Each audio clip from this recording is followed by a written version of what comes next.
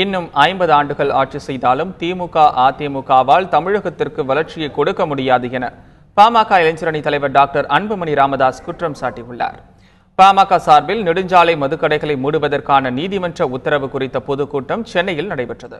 இந்த விழாவில் பேசிய பாமக நிறுவனர் ராமதாஸ், மதுவுக்கு எதிராக 36 ஆண்டுகளாக தான் போராடி வருவதாக தெரிவித்தார்.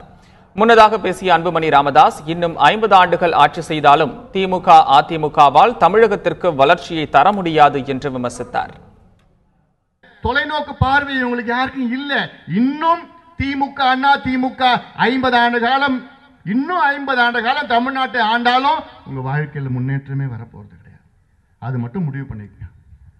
இன்னும் 50 வருஷம் 2 கட்சி ஆண்டாலும் இன்னும் மோசமா தான் போகுது. ஏன்னா அவங்களுக்கு முன்னேற்றம்னா என்னன்னு தெரியாது. அவங்களுடைய நோக்கம்லாம் கொள்ளடிக்கணும், கொள்ளடிச்ச பணத்தை அடுத்த எலெக்ஷனை ஜெயிக்கணும். இதுதான் அவங்களுடைய நோக்கமே.